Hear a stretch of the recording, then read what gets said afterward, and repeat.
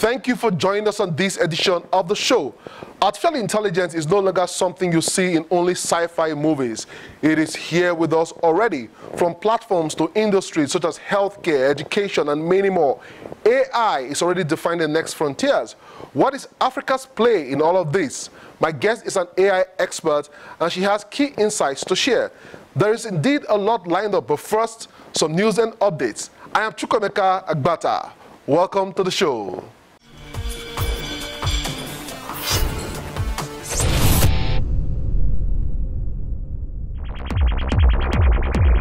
Technology is vital. We have to have development in new technology if we're going to solve these environmental problems without throwing humanity back in poverty.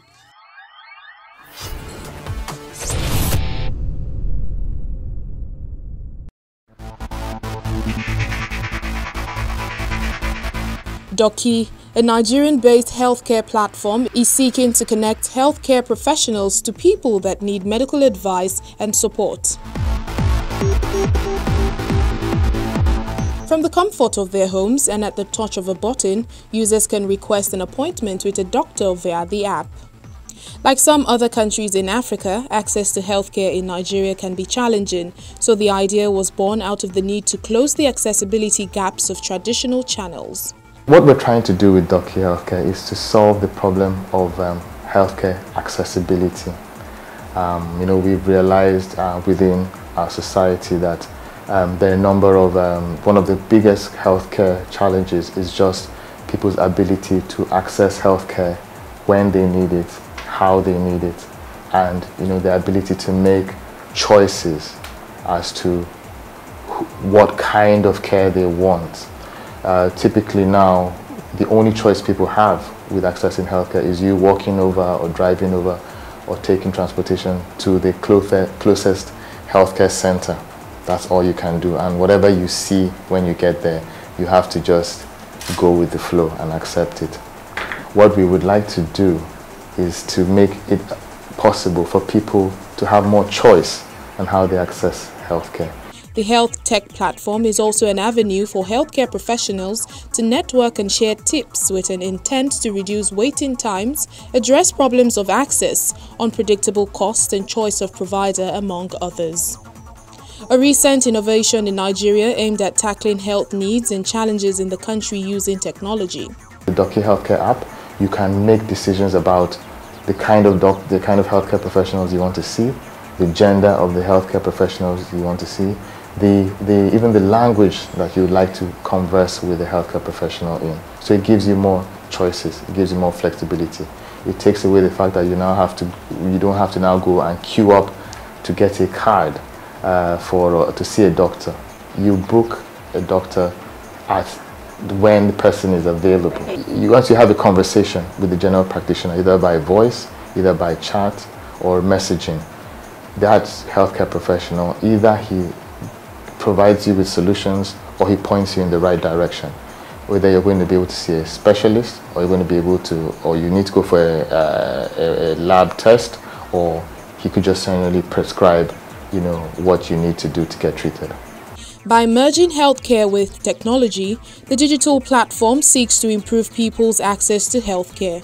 In Doki Healthcare, we have the founders of Doki Healthcare are tech people as well as people in the healthcare space.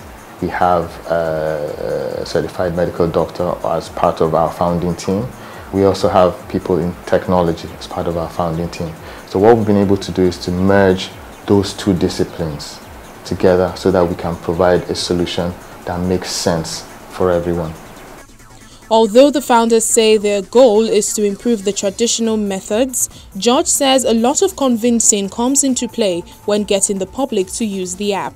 We have looked at the whole process of accessing medical healthcare. We have looked at every step of the way, and we've realized that there are a number of bottlenecks that exist for people. There's the difficulty of using technology. For a lot of people are reluctant to use technology. Some people feel that you cannot get healthcare using technology. So we have made it as simple as possible for people to sign up, to set up their profiles on the Doki app, and we have made the journey from you having a medical condition to you receiving a consultation with a doctor as simple and as straightforward as possible. We have tried to reduce the steps continuously. Another problem with accessing healthcare, the way people do online, is how are you sure you're talking to certified, licensed, credible medical practitioners. So we have a partnership with the Medical and Dental Council of Nigeria to ensure that only certified medical doctors with the council are set up on Doki. So we're very, very stringent about the doctors and the healthcare professionals that we have on the platform. Funding is a general challenge many startups face, but for this healthcare startup, there's more. They say some doctors are skeptical about their method. One of the first challenges we had was the fact that we was getting the acceptance of the fact that people can actually access healthcare using applications. So when we initially began to speak to healthcare professionals, a number of people were skeptical about the fact that you cannot, that people must come to a hospital or must come to a clinic before they can actually see a doctor and have a proper consultation. But we made them realize that with, if they're able to pick up, on the app, we're able to pick up basic healthcare information about the person's, blood pressure, genotype, blood group. If we're able to do that kind of initial clerking, and if the doctor can ask the patient the right questions within the app, it is still certainly can replace the need for a physical consultation. And what we cannot find out, over the app, we recommend that the patient goes through a lab test, and the results of the lab test, once the doctor sees the results of the lab test and with the basic information, it gives the doctor insufficient information to make to make proper diagnosis and proper recommendations, at least at the primary healthcare level. With the Doki app, the team aims to support the healthcare space in Nigeria by empowering professionals and providing another revenue earning opportunity for them.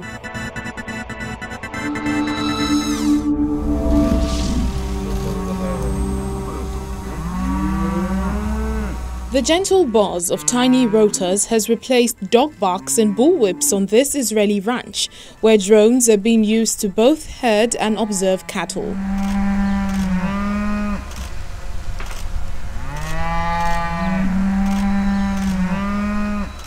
The remote-controlled quadcopters hover near the cows, which, perceiving them as potential predators, are prodding along while live video of their movements is relayed back to the farmers.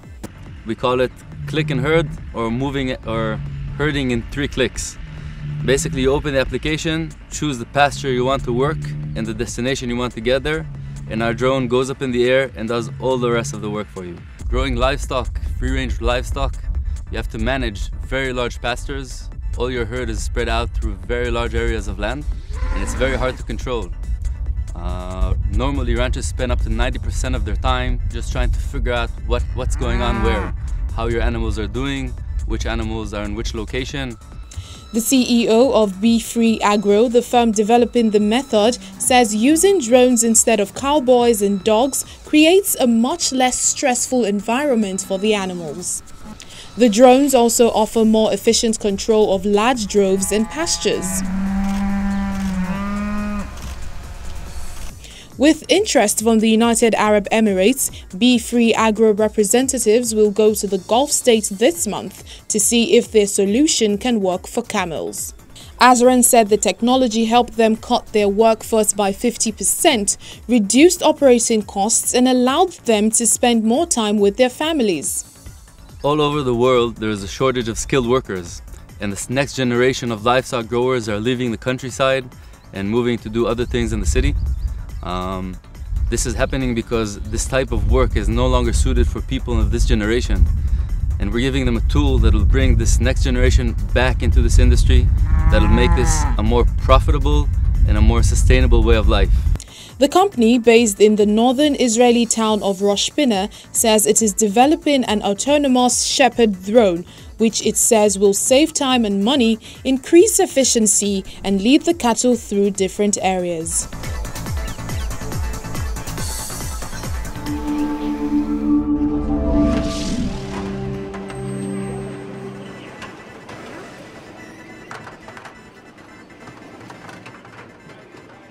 Ever since a school in Shanghai started deploying a bright yellow robot to prepare and serve dishes in its canteen, students have been seen feasting on lunches prepared by a robot.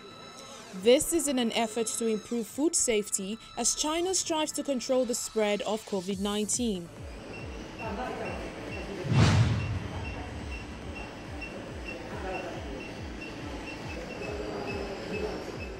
The roughly 3-meter tall robot uses its arm to pick up pre-prepared individual dishes, which are then popped into a large microwave to heat up before the school's lunchtime. The Minhang Middle School Experimental School, whose students are between the ages of 11 and 13, says it began using the robot last month, shortly after the school first opened, which has allowed it to do away with human cooks. It's cooked by a robot, so the dish won't have any safety issues, unlike if it's made by an infected person. So it's for sure that dishes cooked by robots are safe. I was surprised the first time, as I'd never seen a robot cook. It cooks so well and the dishes taste good. It was already in our school when the semester started. As students stream into the canteen, the robot places the various dishes upon trays which go onto a conveyor belt, which the students then pick up. This product is very helpful when it comes to student safety and health, especially amid this period of the pandemic.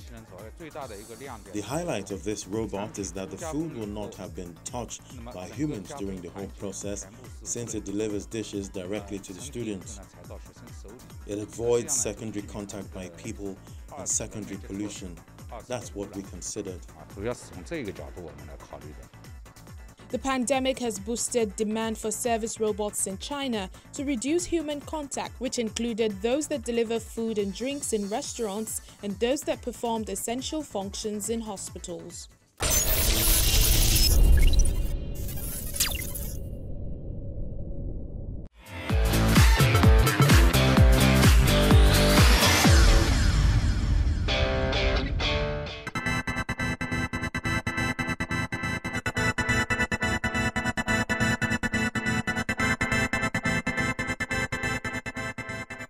YouTube is a video sharing platform that offers something to everyone. It houses a wide variety of videos in different fields which often come in handy. However, not everyone uses incognito mode while browsing videos on YouTube.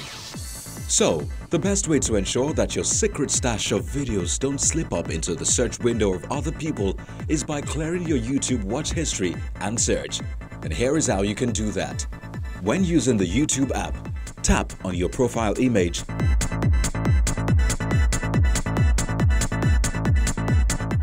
Then tap on Settings options. Scroll down to History and Privacy section, and then tap on Clear Search History option. Doing so will not only wipe off all the videos that you watched, but also the videos that you have searched for from all the connected devices connected with your account. When using YouTube on web, open youtube.com. Tap on History option on the left side of the window.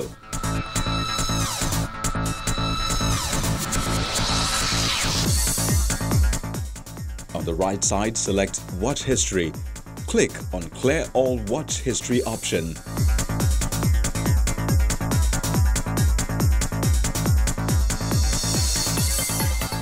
Now select Search History option in the right-hand side. Click on Clear All Search History option. And that's how to clear your YouTube search and watch history.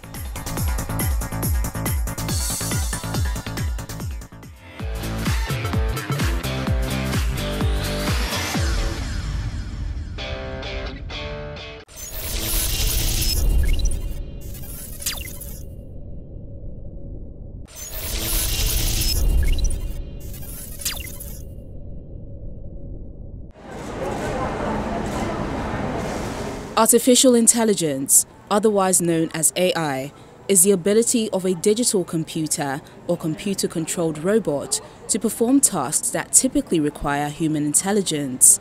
AI is a constellation of technologies that enable machines to act with higher levels of intelligence and emulate human capabilities to sense, comprehend, and act. These human capabilities are augmented by the ability to learn from experience and adapt over time. AI is still maturing as a technology, but today's systems have a rudimentary ability to understand human expression, tone, emotion, and the subtleties of human interaction. While AI development has a long history of excitement, followed by long disappointment, today we're experiencing an unprecedented period of technological innovation across various sectors that is driving the growth of AI. The two critical factors driving this growth are the increase of digitized data in the global economy and the unlimited access to computing power and lower costs for data storage now available over the cloud. The rapidly developing set of artificial intelligence technologies has the potential to solve some of the most pressing challenges that impact sub-Saharan Africa and drive growth and development in core sectors. Forward-thinking policymakers, innovative startups, global technology partners are already mobilizing to promote the growth of a vibrant AI ecosystem in Africa. However, as with other transformative and revolutionary technologies, there are challenges that can hamper the development of a healthy AI ecosystem in Africa. We chat with Lavina Ramkisoon, an AI strategist and ethics mentor, to see how Africa can embrace these challenges and create a clear roadmap to guide the adoption of this technology. Lavina, glad to have you on Tech Trends today. Hi there, how's everyone doing? Hi. So let's start by understanding what artificial intelligence really means. Yeah, I think it's a good question in terms of the common folk and how it actually translates to who we are. And I think for us, it basically means understanding our digital citizenship. It means understanding and having access to large amounts of information with relative ease. And I think, that just not only talks to AI, but it talks to just technology in general. As AI continues to evolve, how do you think, or do you think Africa is taking full advantage of it thus far? Yeah, not just yet. So I think Africa still has a large learning growth spurt to go through. So in terms of understanding its true potential against our real world day-to-day impacts. So, for example, it could mean us unpacking it in the healthcare sector. And what does that truly mean for us as a citizen at the end of the day, right? What is the real life impact? So this is where we talk a lot about applied AI, not just the research, not just the ideas of what we think and where it can actually lead to. And then, of course, looking at it from the context of Africa, with all the data we're generating, smartphones from various countries, various kinds of apps, what sort of policies do we need to ensure that, we're on track when it comes to ethics around AI?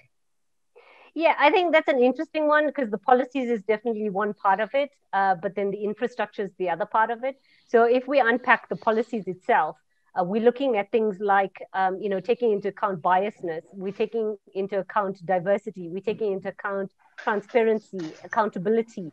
Those are key sort of foundational areas that need to be looked at, right? On top of that, it is also, do we have the right kind of environment for AI to actually be applied to? So this is not only from a skills perspective, it can be from an infrastructure perspective, it can be from a funding perspective as well. So, for me, it's very much a well-rounded sort of view.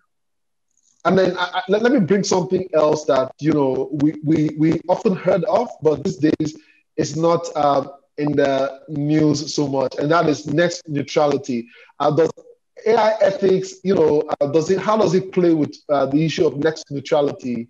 Yeah, very interesting question. And I think, we're in an interesting space because, of GDPR already being set on the forefront on an international perspective, and now sort of drawing it into the African perspective. We haven't had quite a great adoption rate in terms of data privacy and data policies yet. but I think it is coming, right? It kind of takes a bit of maturity. We have, out of the 54 different countries, probably about 5 or 6 that actually have already adopted it and have passed it as a law. So yeah, I think, the ethical considerations kind of need to filter through, not only from a perspective of policies. So once we have these policies, how then does it actually filter down to who we are, right? And what we're using. And that is very much ingrained in each business, in each, tech institute that's here. So, us as a normal person, we need to go and question people, suppliers. We need to question the vendors. We need to be able to question our partners and say, are you actually following these kind of things, as well as internally, right? So internally within our organizations, we need to be bold enough to say, where is this actually coming from? Is this originated? Is this actually being fair? Is this actually being true? Is it actually holding people accountable, right? And to what extent and what degree? Oftentimes, I see a number of smartphones that come loaded with all kinds of applications, and I keep wondering, are you in any way worried about the fact that certain people are not asking the right questions when it comes to their data in a digital world? Yeah, I think you touched on a good point. And this is something, that needs to be driven not only from a product perspective, but also from an overall executive level. And I think that's something that we lack. But it is something that we can use as an opportunity at the same time, right? So asking the questions from a product design together with the impact. So, a lot of the time we create things because we tech people and we think it's really cool, right? And yeah, sure, our friends say they'd use it. But we need to kind of start thinking a bit broader than that, in terms of saying, what is the real life impact? What is it? What does it mean to my grandmom? Or what does it mean to, the elderly population within Africa? What does it mean for, so whichever sector you take, or what does it mean for the millennials, right? So I think we need to start widening how we actually think of design and designing solutions, design problem solving.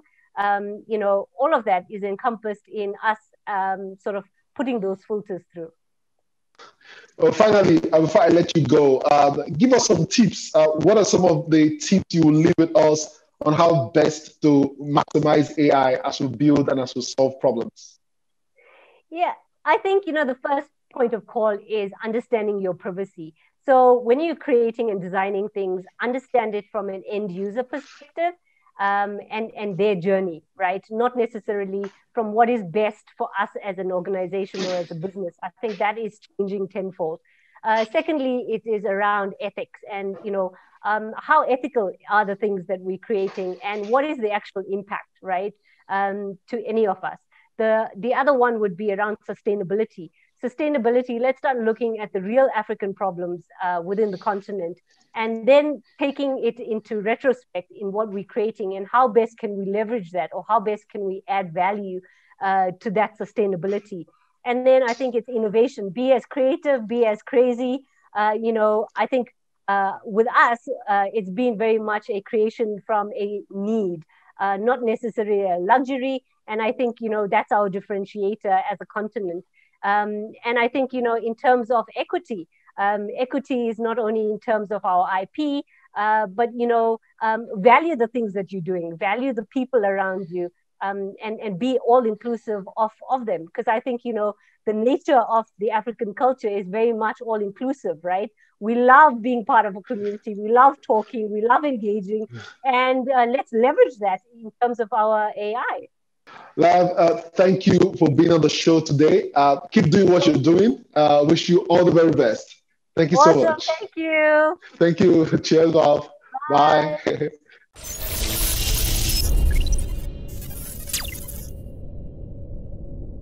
That was Lavina Ramkinson, an AI strategist and AI ethics mentor, working hard to deepen artificial intelligence on the African continent. As you heard from her, Africa can take advantage of a lot of opportunities that AI presents to transform our continent for good. Thumbs up to all the startups and corporate organizations already using AI. I call on governments, policymakers, and regulators to also follow suit, because that is the future. We've come to the end of the show, but it doesn't end here. The conversation continues online. We are Tech Trends TV on social media. Also watch the entire show on Channels TV YouTube or cfablog.ng. For Tech Trends, I'm Chukwemeka Agbata.